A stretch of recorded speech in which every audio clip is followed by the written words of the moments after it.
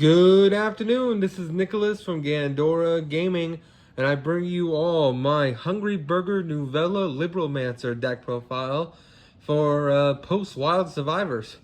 This deck actually has the potential for greatness. I don't think this is going to be the final build of the deck, but this is what I have with success so far online. If you want, you could probably put Dogmatico or Mikonko in this deck and have different results, but so far this is the one I have best results with so far. And I really like it. So let's just go straight into this.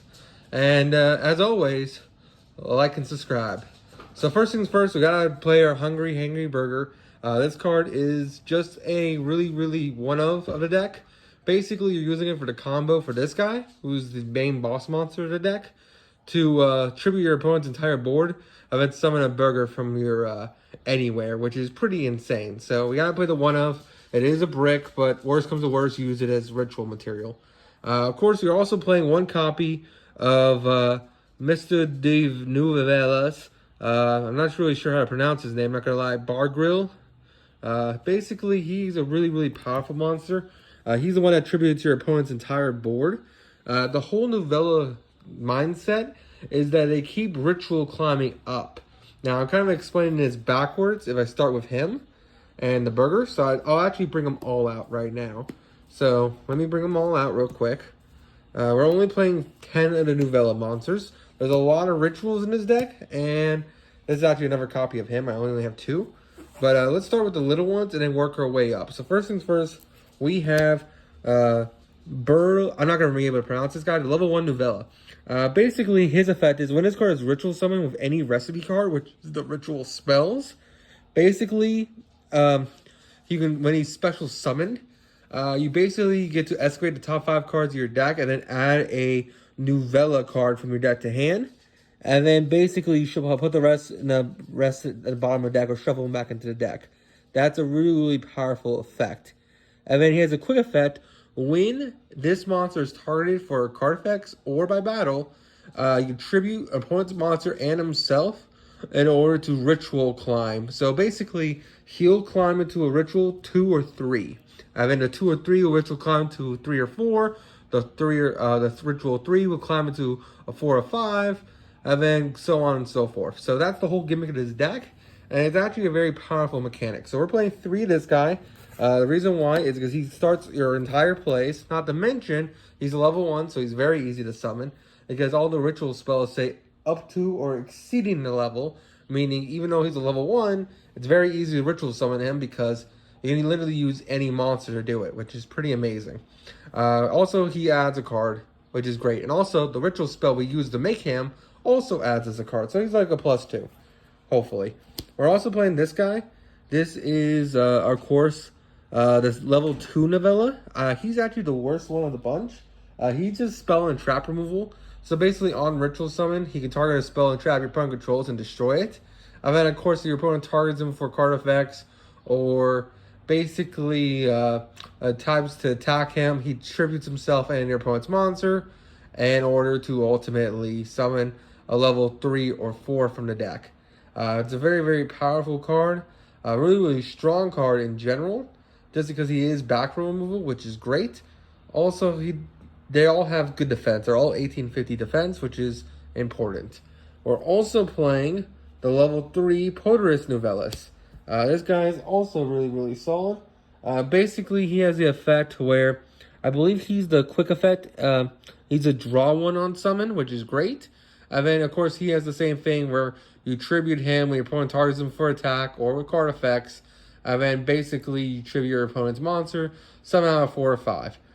These 3 actually are the 1-0s of the deck, just because we need ways to ritual climb, not to mention their stats aren't bad, being Beast Warrior and ultimately Warrior, to help us with the ritual spells, which is very important. He is a quick effect on, well, he's on summon. He shuffles stuff back, which is pretty amazing.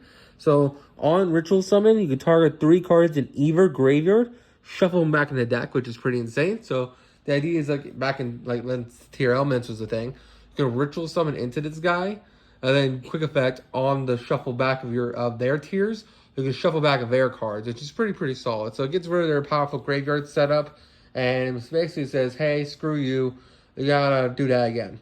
Also, you can also put back your rituals, so that's also helpful.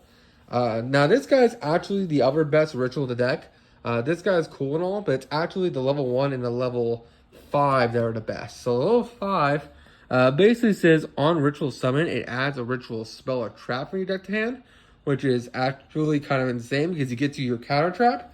Also, he's a beast warrior, so with our Nouvella spell that reveals 2 rituals, you can reveal him or the level 1, and you basically get the free fish and a really powerful card. So that's why this guy's a 2 over the deck. Also, instead of tributing himself and then getting to level 6, you tribute opponent's monster in attack position, and you just summon out the level 6 from deck freely. So it's actually a really, really powerful effect. Also, it gets you your counter trap, which is also really good. And of course, we're also playing the big guy himself. The big guy basically says, on ritual summon, negate the effects of all face-up cards your opponent currently controls until the end of the turn. And then if you do, if this card is special summon off the Nouvella effect, you attribute as many monsters that your opponent controls as possible. Quick effect. Target one attack position monster your opponent controls. Tribute it if you do special summon one Hungry Burger from your hand or deck. So basically, it's a quick effect. Tribute your opponent's entire board in order to summon out Hungry Burger from the deck. That's why we're playing the one Hungry Burger, even though it's just a vanilla level 6. So that is it for our Nouvella rituals.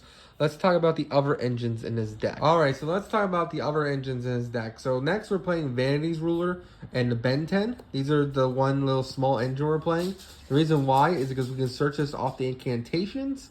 And basically, if we tribute Ben 10 for a ritual summon, we can search Ruler, and since this deck doesn't really use its normal summon, we can just tribute some of the Ruler using either incantations or basically our, what they're called, Libromancer cards in order to get ourselves a one-sided, basically Vanity's Fiend, which is absolutely insane, especially when that Vanity's Fiend is backed up with a counter trap, and also you have one of Nouvella's rituals on field that can ritual climb tributing your opponent's monsters. That's kind of like the end board of this deck. And yeah, let's keep going. So we're also playing Libromancer Doombroker. He also gets us a counter trap. He's a 1 of the deck. He's very searchable. And his stats are actually not that bad. He is a level 6, which is great. Also, he sets a counter trap directly from the deck, which is also good.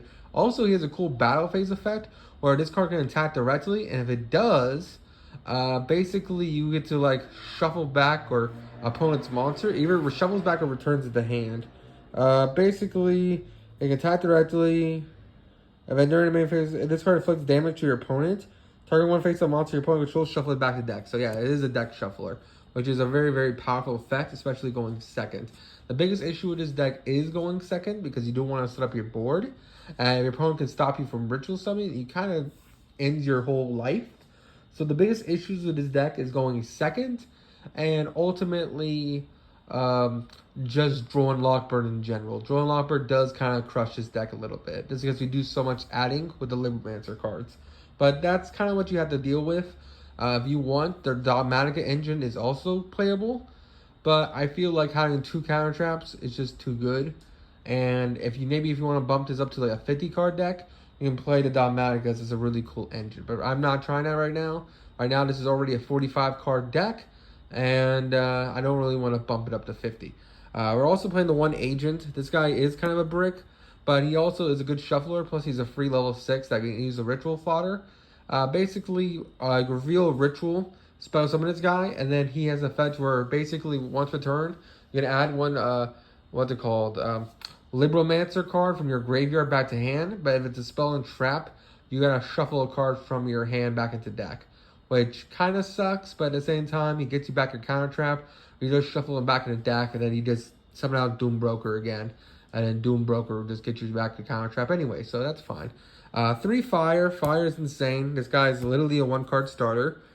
Same thing with Geek Boy. Geek Boy is also a 1-card starter. The reason why these guys are insane is just for the simple fact you just have to reveal ritual, special summon him, and then he adds any Libromancer monster to hand, and this adds any Libromancer spell to hand, which is kind of insane because the spell is also a Rhoda, and also Origin Story is a Rhoda, or at least it's like a Tenki because it adds. So this deck is actually super consistent as like a really cool ritual engine. So I really like it, and I definitely say max out on these guys. I'm not playing Emergency Teleport in this list. I do have my copies, of course, right here. I'm also not playing pre-prep in this list. And the reason why is just because there's not a lot of space. I feel like we're playing enough rituals as it is. Pre-prep is just a little redundant. And emergency teleport is also a little redundant, just because we do have literally 11 ways to Geek Boy. Not only do we have the 3 copies of Geek Boy, but we also have, of course, 3 of our Libromancer Fire, so that's 6 copies of Geek Boy. We have our 2 Field Spell, which is 8 copies of Geek Boy. And we're also playing the 2 Origin Story, which is another 2 copies of Geek Boy. So basically, we're playing 11 copies of Geek Boy already in this deck. So I feel like playing 15 Geek Boys in the deck is a little redundant, especially since there's not another Psychic we're playing in this deck. So we're not playing Emergency Teleport, and we're not playing Preparation of Rites. But I can definitely see other builds testing out these cards, because these are not bad cards for either deck, or like the deck as a whole. It's just, I feel like they're a little redundant, and already consistency is out the wazoo. For our final engine in the deck, we're also playing the Incantations. The Incantations are just solid cards. The reason why we're playing these ratios is because Talismandra and Pencil Plume are the best ones. Basically, you reveal them. Ritual Monster, which we're playing literally 12 Ritual Monsters in the deck. I mean, you supposed to summon out another Incantation from the deck, so it gives you Ritual Fodder. When this card is summoned off an Incantation, it adds a Ritual Spell. When this one's summoned, it adds a Ritual Monster. And then, in the rare chances you summon Pencil Plume, you target one Ritual Monster in your graveyard, add it to hand. So I feel like these ones are just the best ones. We're only playing literally 3 Ritual Spells in the deck. No, 4 Ritual Spells in the deck. So you really don't want to reveal Candle most of the time. We're also playing Origin Story. Origin Story is just a really solid 2 of a deck. And of course, Libromancer first appearance. So Libromancer Origin Story is the new card that came out last set. Basically, this card allows you to add any allow you to set any Libromancer spell or trap directly from the deck. So it can set your field spell or your counter trap, or your other trap if you want to do that. And basically, it's this full combo. It also gives you an attack boost for your Libromancer monsters. So it makes this guy like a 3100, which is great because he can attack directly. We're also playing Libromancer first appearance. This is our ritual spell. Basically, it's a field spell that adds a Libromancer monster basically on activation, and then you can non-once return ritual summon Libromancers with it, which is pretty strong. I'm playing a more pure build of this deck. We definitely play this card as a 3 of, but because it can't ritual summon out these guys, I say it's just fine as a 2 of in a deck. Another field spell that we're also playing 2 of in a deck is Libromancer, not Libromancer, the Nouvellez Restaurant at Table. Now, I actually consider playing this card at 3. My only issue with this card at 3 is that it doesn't really do much. So this card's really cool, and the fact that it shuffles back the brick the bricky ones from the hand, puts them back in the deck, and you mulligan for a card, which is great. But it doesn't really add anything on activation, and then its end phase effect is cool by basically shuffling back your graveyard and then draw one, which is great. But at the same time, it's just too... I almost want to say it's too slow, just for the simple fact that it doesn't do the job fast enough. So honestly, I might even cut this in future lists. I like it as a 2 of, but I honestly don't think right now it's the best card. And just because it doesn't get any of your plays really started, yes, it does let you mulligan for a card. So even with the hands with 5 of these guys in hand, or at least 4 of these guys in hand in this card, it gives you a chance to play the game. But at the same time, I feel like you're already losing that game as it was if you open 4 of those dice. That's the other issue with this deck. Sometimes you will just draw literally 5 rituals and just can't do anything. That's the issue with playing so many rituals. But you just have to, because the Novellas, there's so many of them. Now, there is maybe in the future we cut the little guys and we play like maybe 3 of this guy, 1 of the level 2 or 3s, and then the 5. And then that's it. We just cut the other ones. But I just like him as spell and trap removal. And I like him as a draw one. And I like him as his free graveyard interaction. So I like playing them as 1-0s. But maybe there's an argument that could be cutting them out. Just saying. We're also playing 3 menu. This card's absolutely must-have for the 3 of. This is actually the best Nouvella spell in the whole deck. Basically, what it does is that basically you reveal 2 Nouvellas from your deck, and then you add whatever your opponent chooses the Nouvella you add, and then you also add a ritual spell based on its typing. So you add a Beast Warrior, you get fish recipe, and if you added a warrior, you get meat recipe. So the idea is that usually you want to get the recipe, the fish recipe, so we reveal 2 beast warriors. And this deck's actually playing 2 really good ones. He's a beast warrior, and your level 1's a beast warrior. Most likely your opponent's never going to give you the level 1, but they can give you the level 6, which is a free counter trap. So either way, it's kind of poison to them. They either give us the level 1, which literally excavates the top 5, or they give us the level 5, who gets us a trap. And we also get to add ourselves the menu, the fish recipe card. So overall, this card's insane. It is a must-have 3 of the deck. We're also playing 3 pre-prep because, again, the pre-preparation is just insane because fish recipe personally specifies, well, it doesn't specify, but it has listed in the card text our little level 1 guy. So pre-prep could search this in our level 1, which is absolutely insane. So we're actually playing 3 fish recipe because this card is just absolutely bonkers. Basically what this card does is that not only when you ritual summon Nouvellamancr, you get to add a ritual spell from graveyard or hand.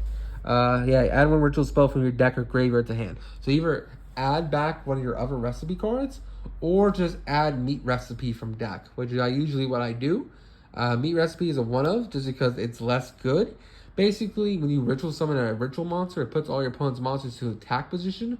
And the reason why that's important is because these guys can only tribute attack position monsters.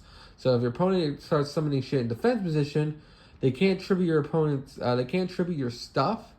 Thus, they can play around your interactions and clear your monsters. That's the one issue with this deck. Honestly, I would love if this field spells, if they gave us, like, or maybe a continuous spell that's like a 10 key for the deck, that basically allows your opponent must control face-up attack position monsters. Like, it forces them in attack. That's really how you fix this deck. Because the big issue right now with this deck is that they can play in defense position. So personally, I would love if Nouvella's got like a 10 key card that basically said, hey, as long as this card's face up on the field, all opponent's monsters are forced to be in attack position. That'd be actually a really insane card because, one, it's 10 key, so it searches whatever Nouvella ritual spell or ritual monster you need. But also, it's just a continuous floodgate that makes all monsters attack position. So it isn't like a broken floodgate where basically it's floodgating your opponent from playing Yu-Gi-Oh! But instead, it's forcing them in attack position. Thus, they basically get tribute summoning with our ritual monsters, which is pretty solid. I think that'd be a really customized card. I would love if Konami gives us that in our second wave of support. But until then, the biggest issue with this deck is just defense position monsters. We're also playing 3 of the traps. We're playing 1 special recipe. Basically, when a spell trap is activated while you control a Nouvella ritual monster, doesn't matter which level, so you even have the level 1 on field. Basically, to get the activation, if you do destroy that monster, then you can special you can special summon the effect of a Nouvellamancr. Special summon 1 Hungry Hamburger. You can banish this card from your graveyard. Tribute as many monsters your opponent controls as possible. It's a very, very powerful card, and overall a really, really good card. We're also playing Prevention, and we're also playing Intervention. Intervention basically says, hey, we bounce back our Libromancer ritual to add it back to hand in order to do this Omni Negate, which is pretty insane. So basically, when your opponent activates a card or effect, target one Libromancer you control, return to the hand. They get the activation, and then special summon a Libromancer from your hand or graveyard. So basically, you add him back to hand, you negate the opponent's saying, and you summon out one of these guys from the graveyard, which will then trigger them because they're on special summon, which is pretty insane. And then Prevention is just, basically, it's negation. There's 2 other traps for Libromancers. There's Prevention and the other one. I like Prevention more because this one doesn't bounce back your Libromancer ritual. The other one does, which competes with Intervention. So, and not a pure deck. I feel like this one is just better. Basically, you target one face-up monster your opponent controls. This turn, that face-up monster can't be used as material for Fusion, Synchro, Exorcy, or Link. So basically, kind of stops them from like doing what they're about to do to you. So they're like, let's just say they're about to make a Baron. You'd be like, no, you can't use that material as Baron now, which kind of helps. So that is it for the deck. I hope you all enjoy. As for the extra deck doesn't really matter in this deck. If you want, you can probably play like Prosperity or things in this deck. There's a lot of like really cool ritual support that we just have nowadays. Now there's many options. You can also play that new Link 2, the new Link 2, which is pretty cool. You can try out Mikonkos in this deck. You can also just try out, like I said, a new Dogmatica cards, because those Dogmatica level 12 is actually kind of insane. But as of right now, this is the build I have. I really enjoy it. I hope you all enjoy, and don't do anything stupid. I'll see you on the next one. Bye-bye.